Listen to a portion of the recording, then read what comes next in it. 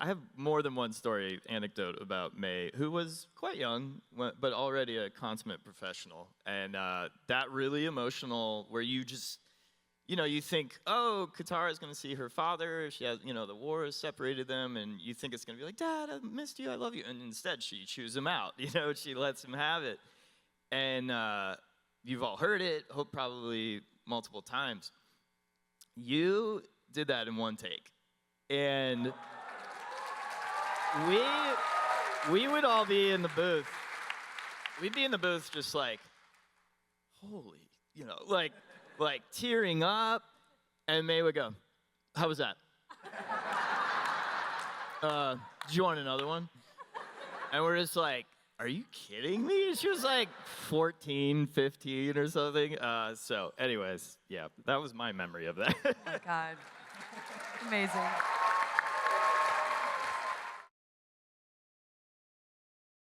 Welcome to the main stage here at the Javits Center, home of New York Comic Con. This very space is where all of the magic happens all weekend long. We are bringing you so many great panels and videos, some of them hosted by me, your video producer and host Ashley Victoria Robinson, and some of them hosted by a slew of amazing talent. If you want to be able to make sure that even though you're not with us or you're catching up at home, you see everything that happened this year in 2025, head over to thepopverse.com. We've got memberships, we've got so much access to all the coolest stuff. In the meantime, sit back and enjoy your feature panel presentation. Guys, happy 20th anniversary. Happy 20th anniversary.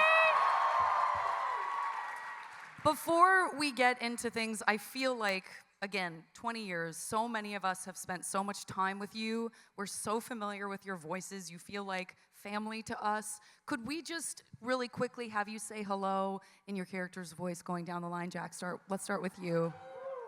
What was it? Just say hello in your character's voice, or say a line you love. Boomerang, you do always come back. I mean, I'll just open it up with the classic earth, fire, water, air. Hello, Zuko here. Well, as they say in the Fire Nation, flameo, my good Hotman. I am not Toph. I am Melon Lord.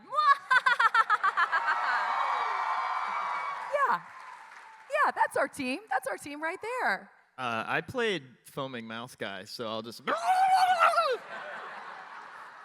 a rare treat. Amazing. You guys, okay, really quickly before, again, I keep being like, before we really get into it, this is actually really getting into it, but I do want to acknowledge that we seem to have sat Zuko next to Katara and not Aang.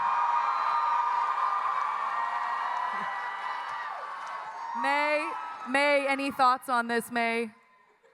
May, what do you think? Why are you asking me? You have to wait. That's They're right. both sitting, they're both over there. I don't make the arrangements. I sit where they tell me to sit, and I am quiet, and that's what you're gonna get. That's a very diplomatic answer. Very diplomatic. But also, I mean, if you ship Toph and Aang, you're probably feeling pretty good right now. If you're a Tang shipper, New one. It's a new one. you're feeling pretty good We're the right babies. now. We're the babies over here, isn't it? That's right. Yeah. That's right. Yeah. Or Toph and Foaming Mouth Guy. Let's hear it. Or Aang and Zuko. Come on. I mean, Come on. Oh, that's right. There's a lot of good stuff going on up here, including, might I add, well, first of all, Brian, thank you so much for creating a world that has only expanded and become more beloved over the last 20 years. Thanks to my partner Mike, co-creator, and thanks to all of you for supporting this for so long. It's just incredible that this series and this world just seems to keep getting bigger every year and find more and more people, even though it's a standard def show from 2005. Classic Brian comment.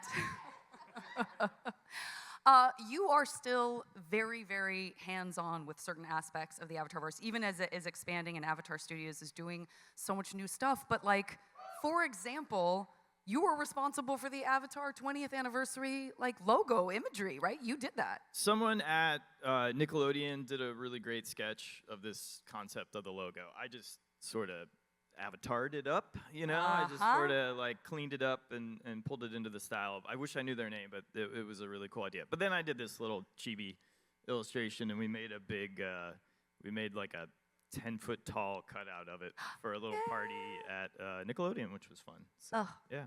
It's beautiful. It's beautiful, and it encapsulates the joy that we all feel about this. 20 years can feel different to different people. Michaela and Zach, you were the youngest cast members, youngest regular cast members. How does it feel to sort of represent the sort of age range aimed for as you're growing up with the show? Because you're 24 now, so. 17, Brian. It feels weird. I don't know. Lots of you are kind of between the like 18 to 35. Can I hear how many? 18 to 35, yeah? We're conducting a survey. Yeah, we're conducting a survey. Thank you so much for participating. Yeah, a lot of life happens and changes in 20 years, especially from the ages of 11, 12 to now 24, because that's how math works. Yes, math. Yeah, and so it's been very, very cool. I feel like I've learned a lot from the show and about myself and through the show, as many of us have, which is kind of cool. It's kind of cool, like being Toph's age when I was Toph, and then like, I don't know, becoming a little bit more mature, learning the lessons a little bit more deeply as I get older. I don't know. What about you, Twinkle Toes? Yeah, you relate to different characters. Well, thank you. You relate to different characters as you get older, you know. As a kid, obviously, it was always Aang, and still is in many ways. But, like, you know, you get older and you learn the wisdom from Uncle Iroh, and every time you watch the show, you get something different. There's lessons to be learned for every part of life, and that's been really fun to grow and rewatch the show, because I've seen it a few times through now, and it's always a fun rewatch, yeah. Woo! And then we have people, listen, there's never a bad time to fall in love with the Avatar verse. So for some people, and we meet them when we're doing cons, some people found it and fell in love with it in 2020 for some reason. I can't remember what was going on back then. But Mr. Fire Nation over here, you sort of represent, you're like the bridge between I'm the bridge? people, you're the bridge, baby. You represent the people who didn't necessarily know about the show at the time, but have since come to know I it did better. the show. And yet, I mean, I remember And doing yet. the show, but I don't remember all of the show. But I got to watch it with a lot of you during COVID, and I got the very unique experience because Miss Janet Varney invited me to do this podcast called Braving the Elements,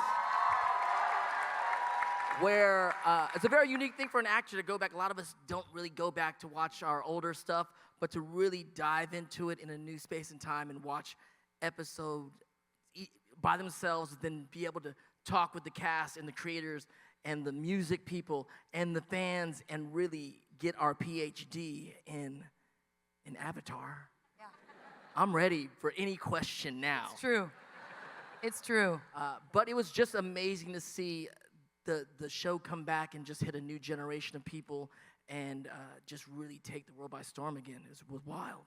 Yeah, and this is not, most of us, I don't think it's our first time at New York Comic Con.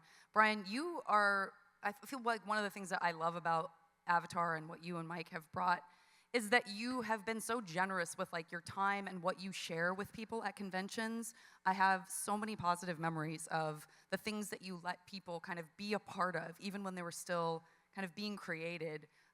Do you have memories of New York Comic Con within the last 20 years? I do. One of my favorite slide presentations that we did, and we only did it once at New York Comic Con, we took like one sequence from Korra, from like script all the way to finished animation. We just kind of broke it down and like showed the whole process, and I cannot find that presentation on my hard drives, and so maybe someone was here for that. Recorded it on a potato phone or something. But another really, whenever I think of New York Comic Con, it's always Steve Yeun, and you know he did the voice of Avatar 1, the first Avatar, and you know he was a pretty big star back then, not as big as he is now, and we were like, he was very gracious to join us, and he's up on the panel with us, and then we were like, okay, and now we're gonna watch the episode. And he looked at me and he said, what? And I said, yeah, we're gonna watch the episode. We're actually gonna go sit on the floor, like in between the audience, and watch the episode. And he was like, I don't want to do that. I don't want to hear my voice, And he was mortified. And to this day, I just delight in that. I don't know. It's pretty terrible of me, but it was really fun knowing how uncomfortable he was. So, but I think he enjoyed it. So yeah, that was a really special New York Comic-Con memory for me. Beautiful. I think of, I guess, especially at New York, beautiful cosplay. Just beautiful. I'm sure you've all seen some fierce Avatar cosplay just in the past couple of days that you've been here. In fact, can we have our people in Avatar cosplay, Avatar of any iteration, stand up? Can we turn the lights up so we can just see The lights and up a little appreciate? bit. Let me Look at see. how I see a lot beautiful. of Fire Wish we could see Nation in the some house. lights. There, thank there's you. what's up. Jesse. Wow. God, Awesome. amazing. Oh, Well my done, Lord. you guys. You all look great. Oh, Yeah. I see an actual cabbage cart over here and cabbages. Oh my God, you guys look amazing. There's Amazing. so many fellow melon lords. I love it. Hello. Oh, mwah. Love. Actually, it's funny when loving cosplay so much. These are all my like fake segues where I'm like, I just thought of something. It's very organic. You're getting away with all of them. I just Yeah, thought of you just something thought of an all by idea. myself. Wow. And we definitely don't have a slide that's going to show that this is No. totally planned. But since we're all together, we thought it might be nice to do a little table read together. But we, as much as we love Jenny Kwan, she couldn't be here today, so we need someone to help us out with a certain character. So we went out this morning and found from you a guest Suki reader. And she is going to be played by Cynthia Chow. Cynthia, come on out.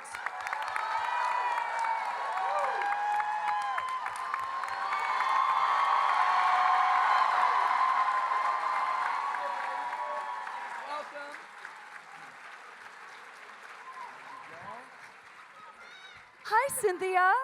Hi, Janet. Thanks for joining our cast today. How does this feel? Unreal. Yeah.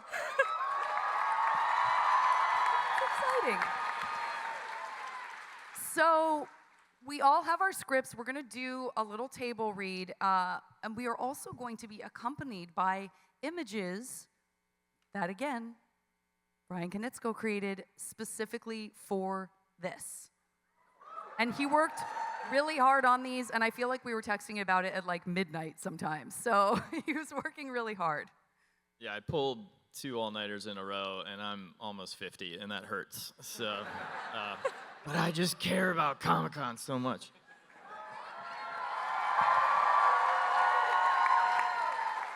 So with the help of some glorious illustrations that I want a book of immediately, no pressure, Brian, let us go then to the Serpent's Pass. Let's do it.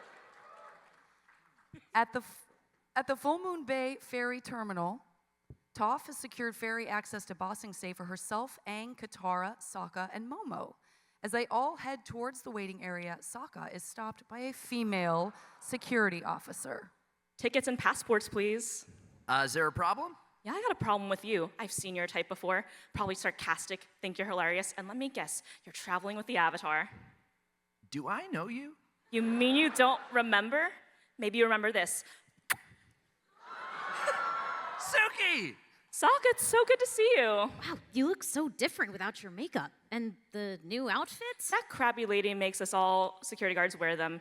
And look at you, sleeveless guy. Been working out? I mean, I'll grab a tree branch, do a few chin touches every now and then, nothing major. Are the other Kyoshi warriors around? Yeah, after you left Kyoshi, we wanted to find a way to help people. We ended up escorting some refugees, and we've been here ever since. Momo suddenly jumps into Suki's lap and chitters. Oh, hi, Momo. It's good to see you. So why are you guys getting tickets for the ferry? Wouldn't you just fly across on Appa? Appa is missing. We hope to find him in Ba Sing Se. I'm so sorry to hear that. Aang, are you doing okay? I'm doing Sorry. fine. I'm doing fine, Mom. Would everyone stop worrying about me? All right, we go to Serpent's Pass. We are now mid-action with the Serpent. The gang didn't take the ferry so they could help their new refugee friends make the cross over Serpent's Pass. We're jumping right into the moment at that submerged part of the pass where they defend themselves against the Serpent. Katara makes an ice bridge across the remaining expanse to the shore, and Sokka and Suki grab the refugees and usher them across. Then Sokka looks back to the island where Toph nervously feels the ice with her toe. Toph, come on, it's just ice. Actually, I'm gonna stay on my little island where I can see. The Serpent violently crashes into the water behind her. Okay, I'm coming! She puts her foot on the ice and tentatively starts across. You're doing great. Just follow the sound of my voice. It's hard to ignore. You're almost there. Then, the sea serpent rises up, smashing through the ice bridge and shattering it. Toph falls into the water. Aang and Katara swoop in and blast the serpent, knocking it away from where the ice bridge was. Help! I can't swim! I'm coming, Toph. Sokka starts to remove his clothing but stumbles and falls. Suki does a perfect heroic dive into the water, then swims toward Toph. Toph goes under again and is sinking fast. Suki grabs her and pulls her up to the surface. Oh, Sokka, you saved me. Mwah! Actually, it's me. Oh. Well, you can go ahead and let me drown now. All right, the next day, we're at the end of the trail. The gang survived the serpent's attack, made it across the pass. Refugee Ying gave birth to her new baby, Hope. And Aang and Momo headed to Ba Sing Se ahead of the others to try to find Appa. Now Sokka approaches Suki. Sokka, it's been really great to see you again. Whoa, hold on. Why does it sound like you're saying goodbye? I came along because I wanted to make sure you got through the Serpent's Pass safely. But now I need to get back to the other Kyoshi warriors. So you came along to protect me? Listen, I'm really sorry about last night. We were talking and saying things that I just got carried away, and before I knew it... You talk too much. Oh. Very nice. Give it up for Cynthia!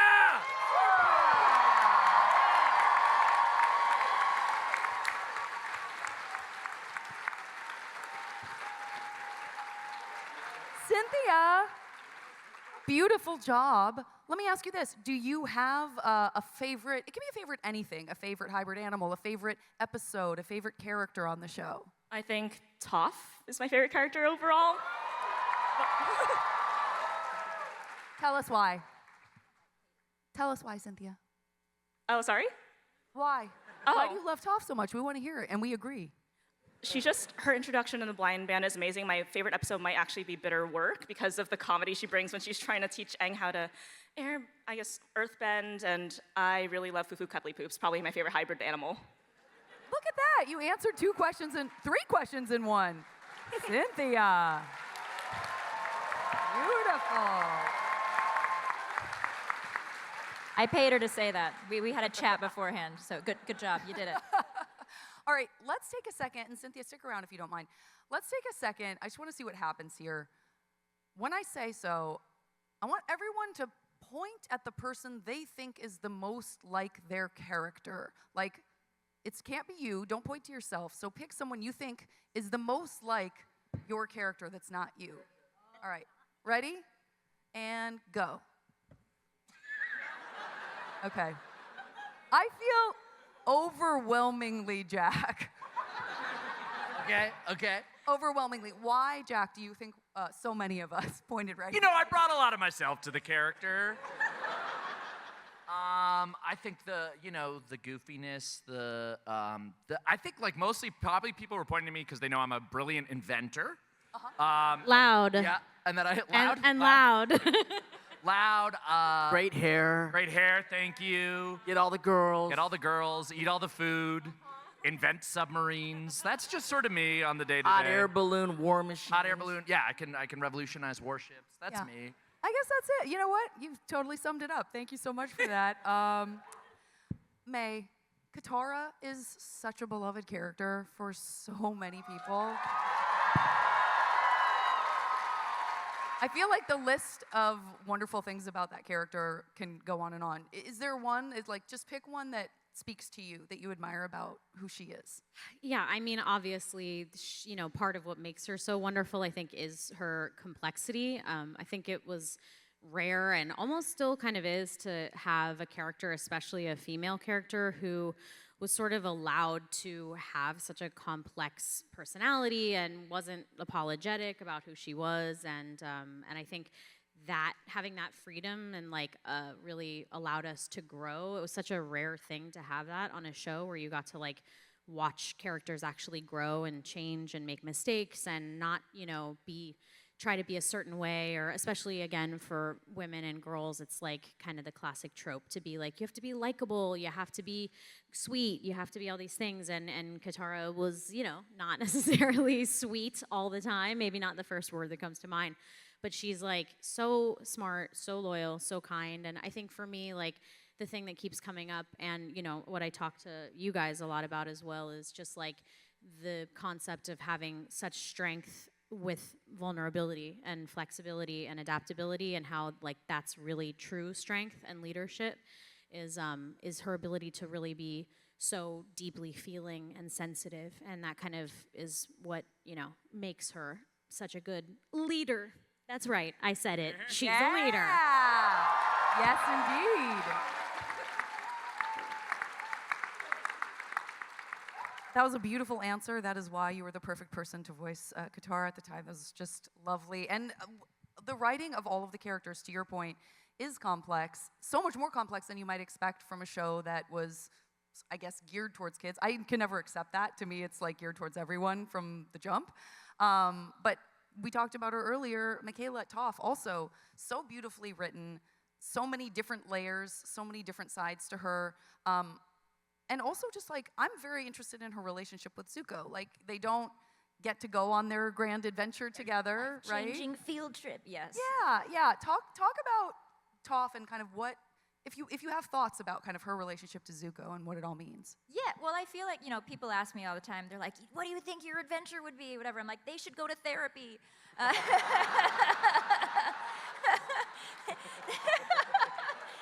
They should go to generational wealth trauma family therapy together, because they're both kind of the royals-esque. I mean, you're more royal than I am in the show, but obviously Toph's family is very well known, highly respected, well off.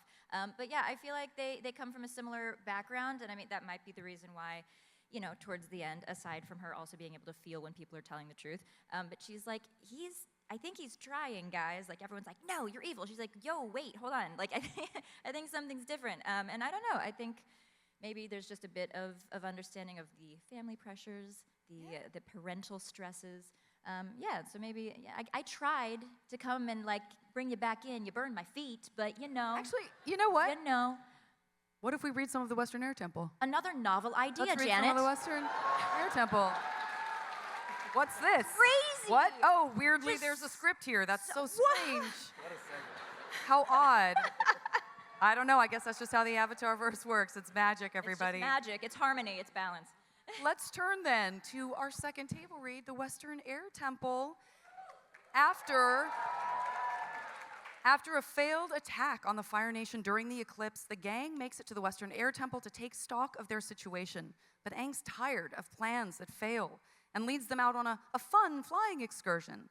Soon they're back at the main terrace where they started, and they're greeted by the last person in the world they expect to see. Hello. Zuko here. Hey, I heard you guys flying around down there, so I thought I'd wait for you here. Appa knocks him to the ground suddenly and licks him happily. I know you must be surprised to see me here. Not really, since you followed us all over the world. Right. Well, anyway, what I wanted to tell you about is that I've changed. I'm good now. And, well, I think I should join your group. Oh, and I can teach firebending to you. See, You want to what now? You can't possibly think that any of us would trust you, can you? How stupid do you think we are? Yeah, all you've ever done is try to hunt us down and capture Aang. I have done some good things. I mean, I could have stolen your bison in Ba Sing Se, but I sent him free. I set him free. I could read. Oh, look at me. That's something. Well, Appa does seem to like him. Nah, he probably just covered himself in honey or something so that Appa would lick him. I'm not buying it. I can understand why you wouldn't trust me, and I know I've made some mistakes in the past. Like when you attacked our village? Or when you stole my mother's necklace and used it to track us down and capture us? Look, I admit I've done some awful things. I was wrong to try to capture you, and I'm sorry that I attacked the Water Tribe, and I never should have sent that Fire Nation assassin after you. I'm gonna try to stop. Wait, sorry, you sent Combustion Man after us? Well, that's not his name, but Sparky Boo Man? Sorry. I guess I didn't mean to insult your friend. he's not my friend. That guy locked me and Katara in jail and tried to blow us all up. Why aren't you saying anything? You once said you thought we could be friends. You know I have good in me. There's no way we can trust you after everything you've done. We'll never let you join us. You need to get out of here, now. I'm trying to explain that I'm not that person anymore. Either you leave or we attack. If you won't accept me as a friend, then maybe you'll take me as a prisoner. No, we won't. Get out of here and don't come back. And if we ever see you again, well, we better not ever see you again. Zuko looks up at them, standing over him menacingly. He slowly stands, heads to the cliff wall, and climbs up his rope. At his campsite later, I can't believe how stupid I am. I mean, what was I thinking, telling them that I sent an assassin after them? Why didn't I just say Azula did that? They would have believed that. Stupid. we wind to reveal he's ranting to the badger frog.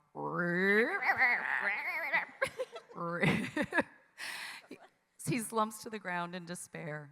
Back at the gang's camp, Why would he try and fool us like that? Obviously, he wants to lead us into some kind of trap. This is just like when we were in prison together in Ba Sing Se. You know, he starts talking about his mother and making it seem like he's an actual human being with feelings. He wants you to trust him and feel sorry for him, so you let your guard down, then he strikes. And the thing is, it worked. I mean, I did feel sorry for him. I felt like he was really confused and hurt. But obviously, when the time came, he made his choice, and we paid the price. We cannot trust him. I kind of have a confession to make. Remember when you two were sick and I got captured by Zhao? And you made us suck on frozen frogs? How could I forget? I had a wart on that flap that hangs down in the back of my throat for like a month. Sokka, I looked at it. I told you there was nothing there. I could feel it. It's my throat hole flap. Anyway, when Zhao had me chained up, it was Zuko who came in and got me out. He risked his life to save me. No way. No, I'm sure he only did that so he could capture you himself. Yeah, face it, Aang, you're nothing but a big prize to him. Yeah, you're probably right. And what was all that crazy stuff about setting Appa free? What a liar. Actually, he wasn't lying. Oh, hooray. In a lifetime of evil, at least he didn't add animal cruelty to the list. I'm just saying that considering his messed up family and how he was raised, he could have turned out a lot worse. Oh, yeah, you're right, Toph. Let's go find him and give him a medal. The not as much of a jerk as you could have been award. All I know is that while he was talking to us, he was sincere. Maybe you're all just letting your hurt feelings keep you from thinking clearly. Easy for you to say. You weren't there when he had us attacked by pirates. Or when he burned down Kyoshi Island. Or when he tried to capture me at the fire temple. Why would you even try to defend him? Because, Katara, you're all ignoring one crucial fact. Aang needs a firebending teacher. We can't think of a single person in the world to do the job. Now one shows up on a silver platter and you won't even think about it?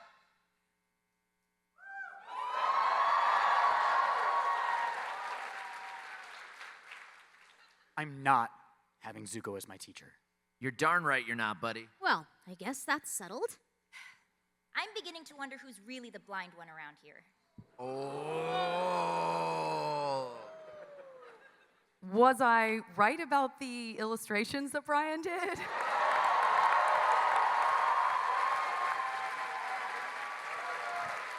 I can't seem to click them in order today. Sorry, it went a lot smoother in San Diego. Sorry.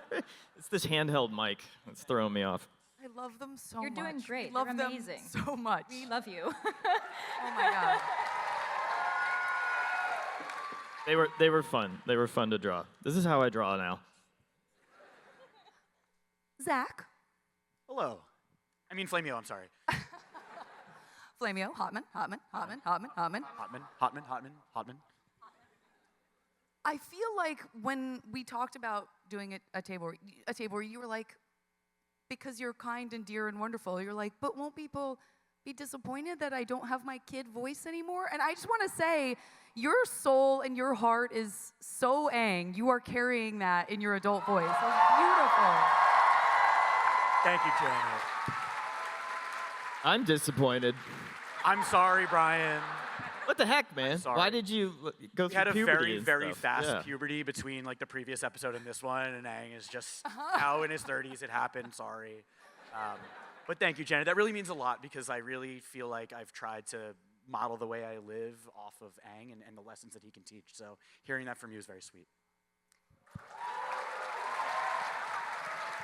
I mean, let's be honest, like Zuko had to track down the Avatar in real life so that you Yeah. would start coming to conventions so people could tell you how much they love your performance. That's you're so kind and like humble. You're like, oh, nobody wants it. And Dante, you were like, yes, they do. And he found him by hiring an assassin on the dark web. And, Fiverr. It was on Fiverr. It's really cheap, actually. Yeah. I was in an iceberg here in New York. You found me. But so Nestled yeah, away in you have Brooklyn. you have Zuko to thank. We think your honor's been restored, my guy. Definitely.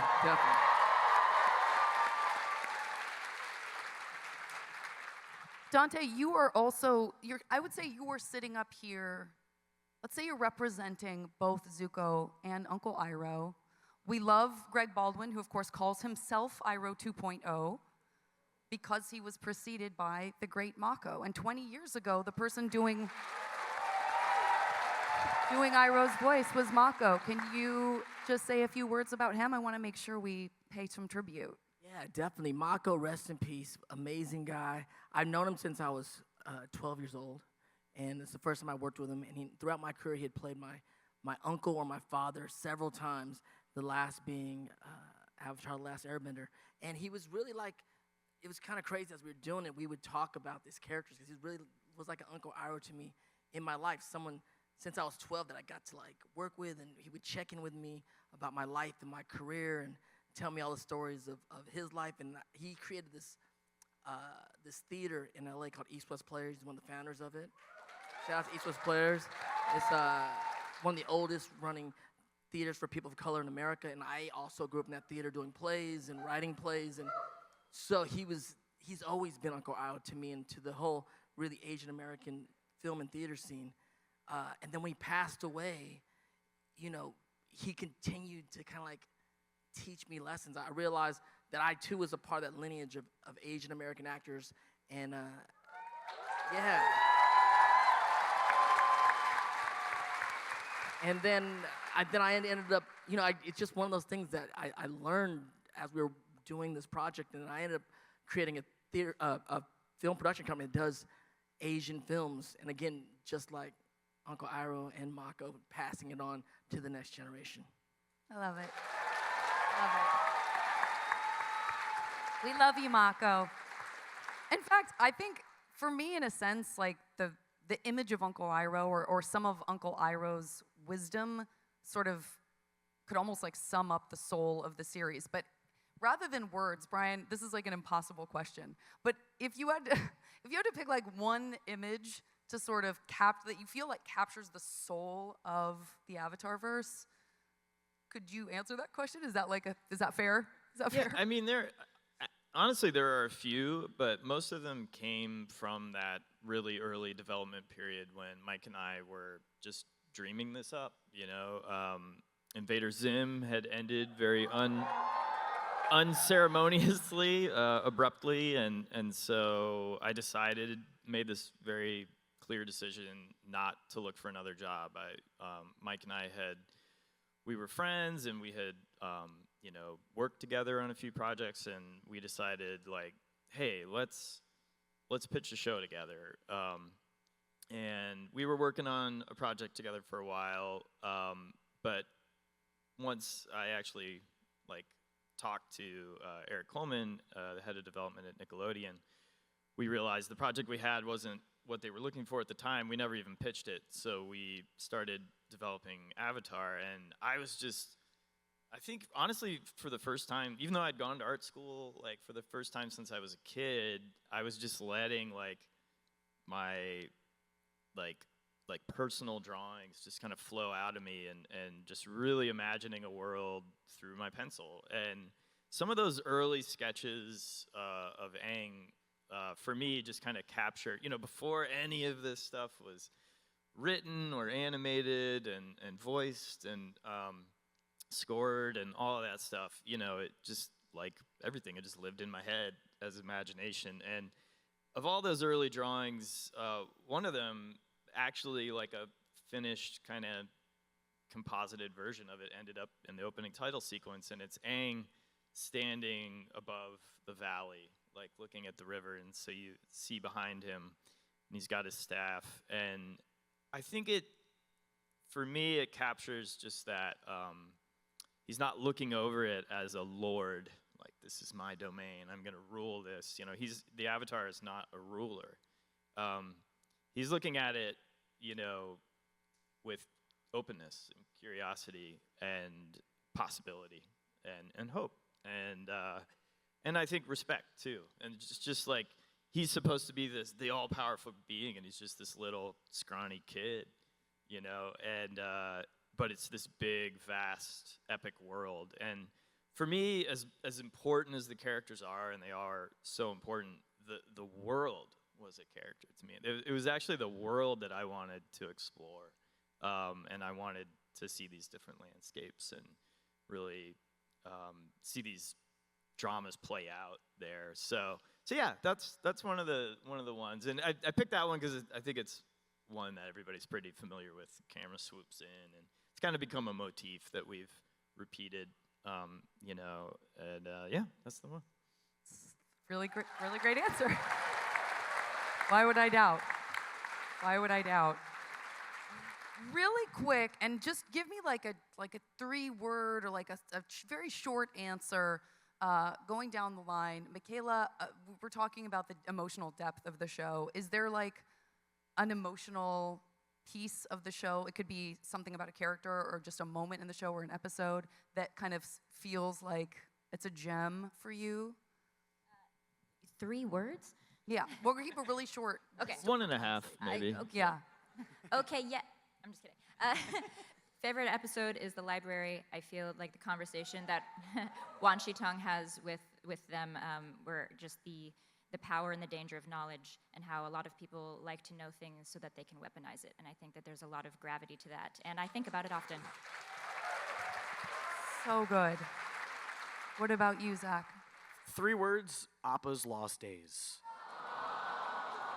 From Aang's perspective, Appa was the only living remnant of his life. So he was there in the iceberg with him. So losing him really, really changed Aang, and you can see that. So emotionally, that was a real. I tried. I know. We all did. What about you? I mean, more than 3 words, but real quick, because you were there, it was a very emotional thing. We had just opened up from COVID. Somehow we ended up at New York City Comic Con to do the podcast, I think, and they said, Yeah. "Can you sign?" And we were signing, and then one of you guys came up to me, and the lines were so long because we had just opened up, and you were saying how we grew up with Avatar. I was like, yeah, we all grew up together. He goes, no, you don't understand. And I said, what? And you looked at me, and he said, you guys programmed our generation. And I said, what? He said, yeah. Why do you think we're the generation that brought back protests, Black Lives Matter, the Me Too movement? He said, you guys taught us that we're trying to get the world back in balance. Yeah. May, favorite deep moment or a favorite deep moment? That gave me the tingles. I know. I actually can almost do it in 3 words. I guess it would be Katara reuniting father. There's one missing. Bringing back together. Beautiful Yes, in a way, yes. moment. Yes. Jack, what about Hold on. Yeah. I have to comment about that because just to.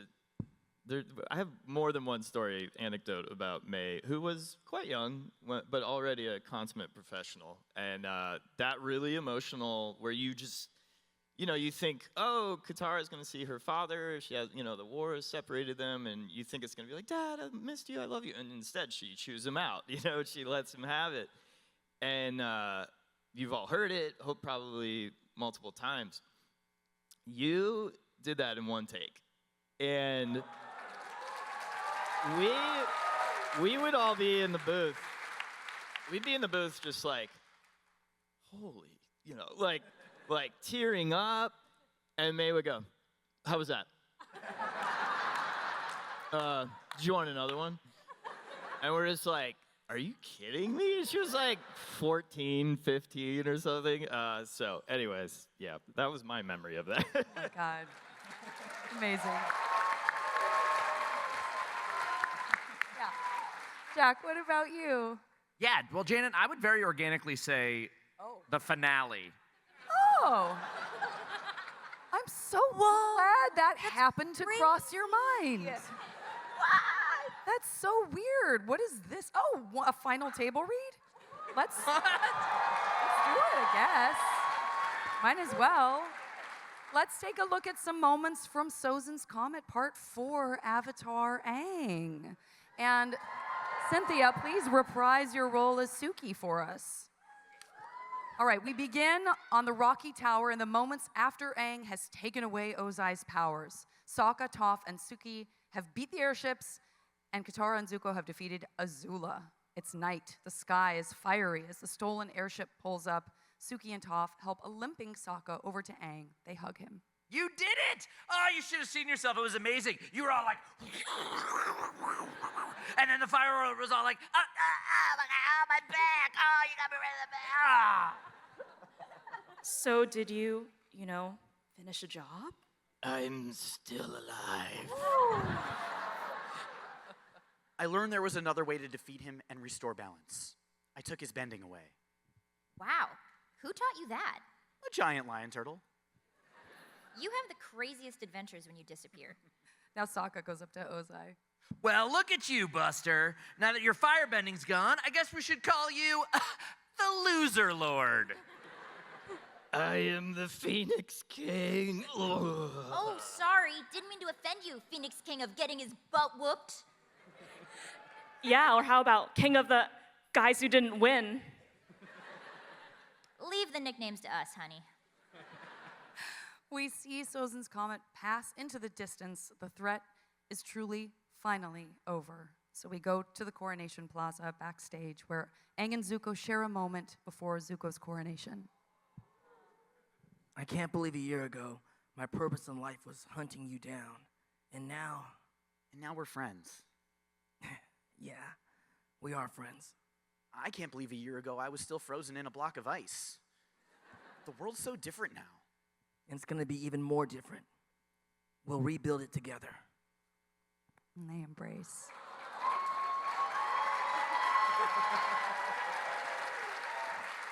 A gong sounds and everyone turns their attention to the stage area where Zuko walks out wearing his coronation robe. The crowd cheers. Zuko raises his hand to silence the crowd. Please, please. The real hero is the Avatar. Aang stands tall and stoic, looking a little more grown up after what he's been through. Katara looks on proudly with a loving smile. Canonically loving. That's right. Don't forget it. Zuko addresses that crowd. Today, this war is finally over. The crowd cheers! I promised my uncle that I would restore the honor of the Fire Nation, and I will. The road ahead of us is challenging. 100 years of fighting has left the world scarred and divided. But with the Avatar's help, we can get it back on the right path and begin a new era of love and peace. And we see the High Sage step forward to crown Zuko. And we all say together, All hail Fire Lord Zuko! Woo!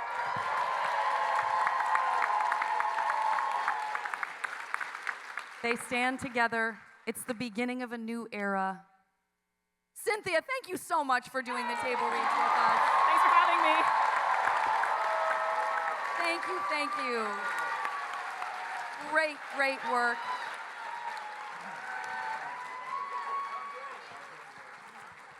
Now, as I just said, it was the beginning of a new era, right? I mean, what came to follow were books and comics and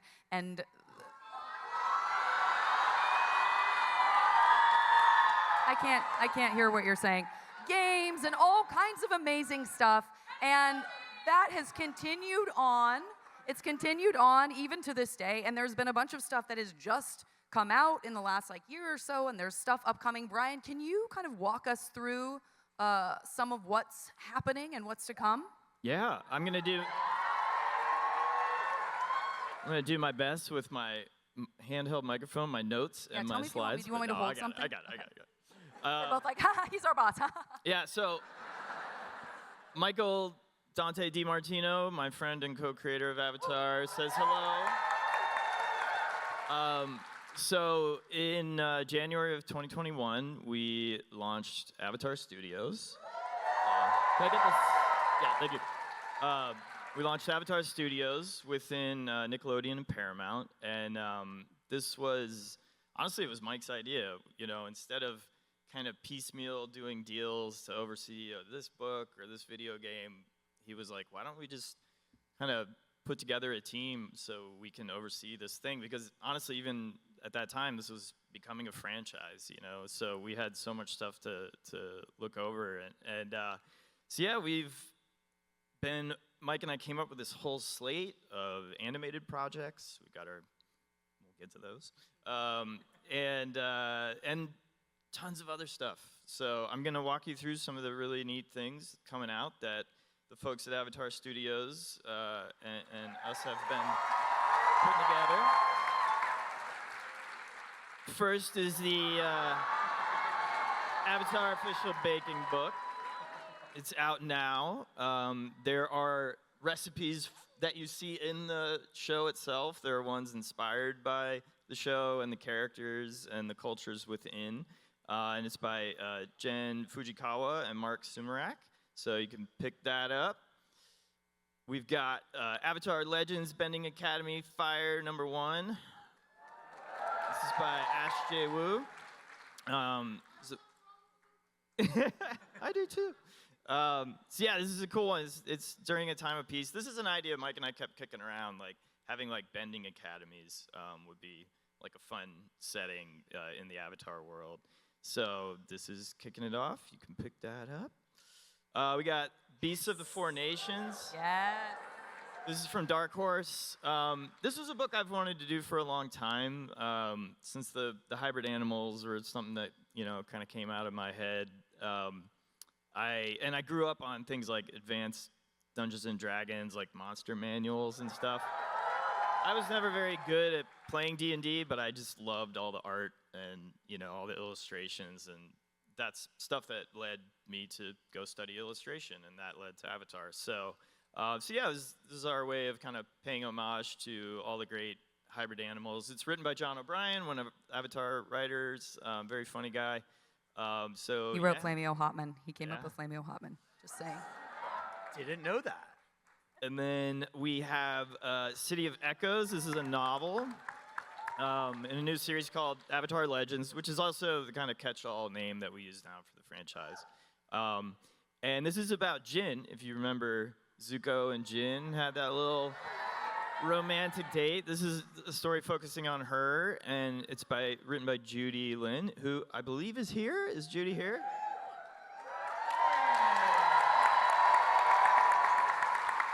Thanks, Judy.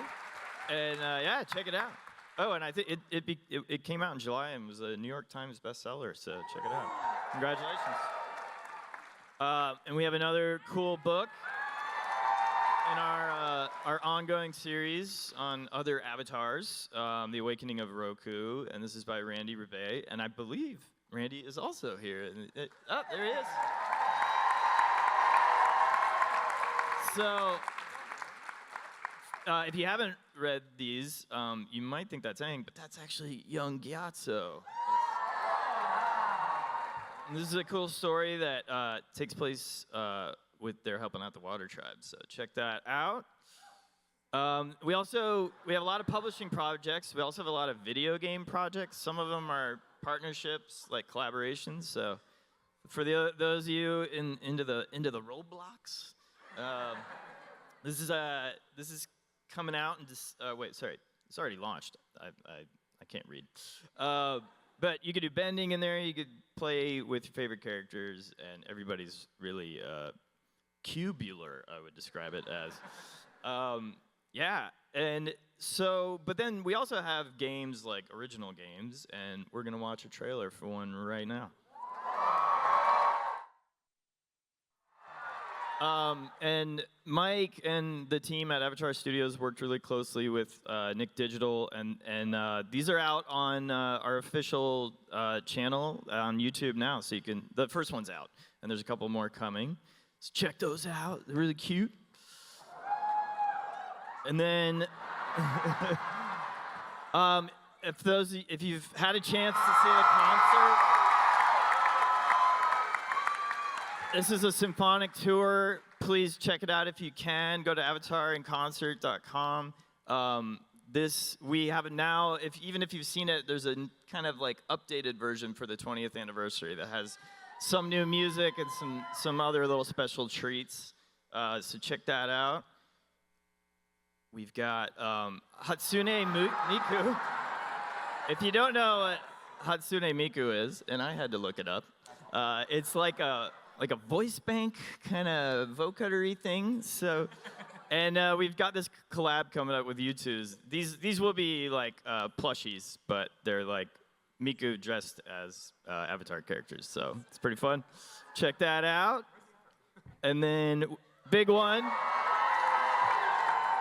Avatar Studios folks have been working really hard with Magic the Gathering on a huge Avatar The Last Airbender set that's coming out in November. I did the illustration of like the super powerful fancy card. So that's like the foil-backed, all-powerful one, so check that out. They have the Cabbage Cart booth, so go check that out at their booth. There's a cabbage merchant there, so you can get your photo. Don't destroy it, Take it please. with him. We also have a Squishmallow with our toy partner Jazzwares. Adorable Momo coming out, so check that out. Back to the music. The soundtracks are out now, the first 2 books. It's out on Republic Records digitally and on vinyl. I had the honor of doing the artwork for these, so please check those out. Jeremy's been re-recording it with live musicians. It's just amazing. And we have, in almost exactly a year, our feature animated film.